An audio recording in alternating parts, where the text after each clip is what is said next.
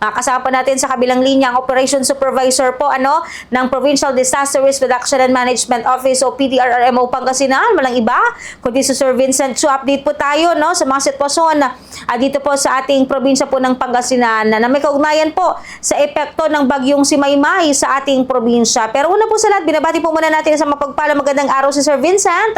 Live po kayo napapanood at napapakinggan sa ating programang Bumbuhan na Idugto. Nakakasama niyo po si Bongo Justin Fantanilla Rosete. Ang ating pagbate sa ating mga listeners and viewers, Sir Vincent. Yes, ma'am. Good afternoon po, ma'am Justin, at sa lahat po na nanonood at nakikinig ng programa. Magandang hapon po sa ating lahat. Yes po. Sir Vincent, una po sa lahat, kamusta po yung ginagawa po nating monitoring sa buong probinsya po ng Pangasinan sa epekto po ng bagyong si Maymay? Meron po ba tayong mga lugar na nakakaranas po ng mga pagbahasa ngayon, sir? Yes po, ma'am. Actually, tayo po ay naka-red alert status pa din magmula pa po kahapon. So, ibig sabihin ng ating mga response cluster ay narito po sa opisina, 100% naka-ready po yan. Nagkaroon pa rin po tayo ng deployment noong Monday. Kasama po dyan yung PNP, PMFC, Alaminos at yung tropa natin sa PDRMO. Nasa Bani po sila ngayon. At meron na po tayong naitala na 12 na barangays na flooded areas.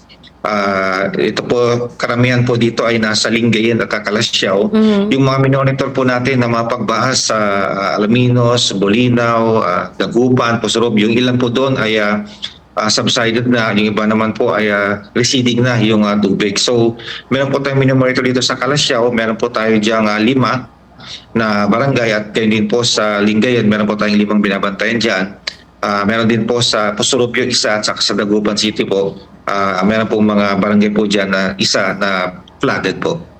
Pero sa mga kakalsadahan po, Sir Vincent, meron po bang mga hirap madaanan o hindi madaanan ito pong ating mga kababayan, especially yung mga gamit po, mga light vehicles po, dahil may mga listeners and viewers po tayo na nag-aabang, baka doon po sa mga lugar po nila ay hirap pong madaanan ng sasakyan, sir?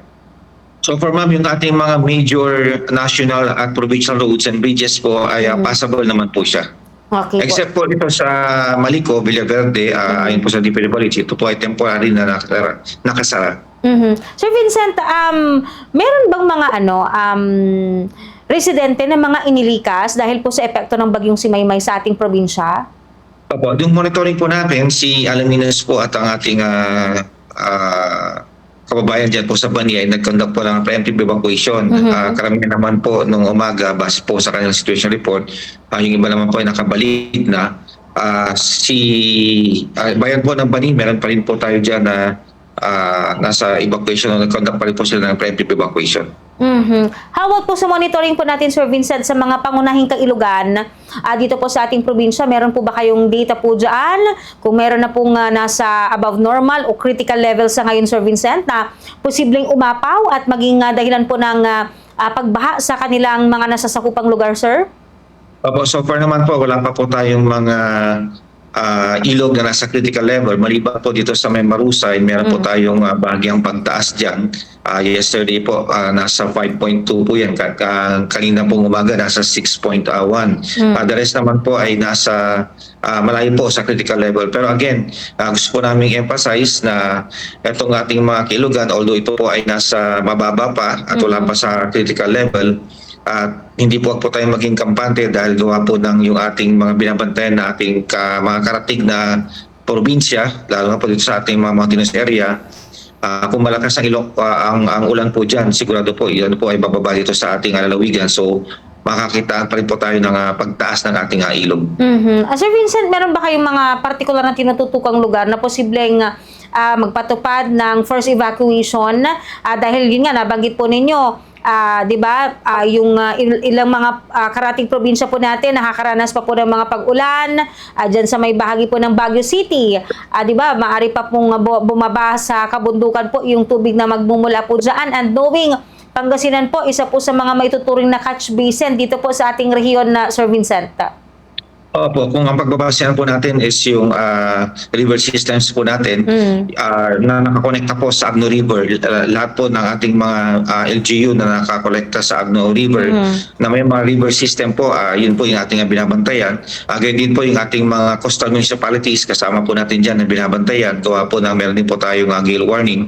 Kaya kami po ay nakipagtulungan din sa DLG, sa Coast Guard, at sa ating LGU na abisuhan po yung ating mga mangingisda na wag mo nang pumalaot. Sir Vincent, ngayon nauuso po yung napupuno yung mga po natin, yung mga kanal po natin, napupuno po yung mga bahagi po ng lupa na hinuhukayan na napupuno po ng tubig. May naitala pong insidente dyan po sa bayan po ng Lingayen na sinasabi pong nalunod. Baka meron po tayong mga paalala sa ating mga kababayan, lalong-lalo na sa mga magulang, no, na bantayan yung mga anak nila na maglalaro po, yung mga naliligo po sa ulan para maiwasan po yung kahalintulad po na insidente, sir.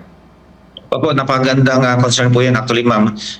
Sa ating mga residente, hindi po ibig sabihin na wala pong pasok yung ating mga kabataan na supposed to be ay nasa bahay po sana at nagbabasa na lamang po at nanatili na lamang po sana sa kanilang bahay at tahanan para sa kanilang safety. Kami po din ay nakikiusap sa ating mga magulang na bantayan po ng maigi yung ating mga kabataan, yung ating mga anak, na hindi po ibig sabihin na wala pong pasok ay nasa labas po sila, naliligo sa ilog, naliligo sa ibang areas. Kung maaari lang po at hindi naman importante yung kanilang pupuntahan, manatili na lamang po sa kanilang tahanan. Sir Vincent, kayo ba ipinapayo po ninyo sa mga munisipyo, mga syudad na ipagbawal po muna yung pagliligo po sa mga kailugan at karagatan para po maiwasan po natin yung insidente po ng pagkalunod, lalong-lalo na malakas po yung buhos ng ulan at yung mga alon po sa karagatan nararanasan po dito po sa ating probinsya, sir?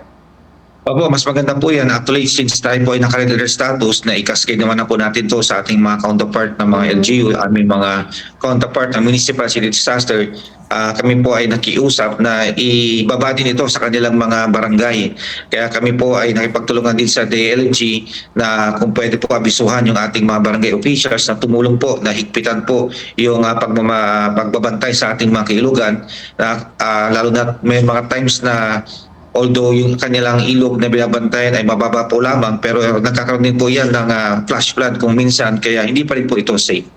Yes po. Sir Vincent, baka meron po kayong mga karagdagan pong paalala mensahe sa ating mga listeners and viewers para maging ligtas, no, ang bawat Pangasinense ngayong nararanasan po natin yung epekto po nitong si Bagyong Maymay. Go ahead po, sir. Opo, kami po ay nanawagan again sa ating mga kabayan, tumutok po sa ating mga accredited news agencies para sa mga datos na kailangan po nilang malaman, mga abiso at paalala.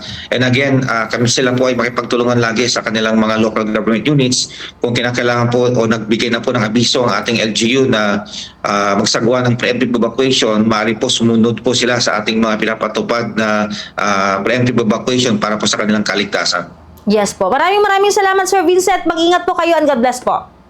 Yes, ma'am. Maraming salamat po. Ingat po tayong lahat.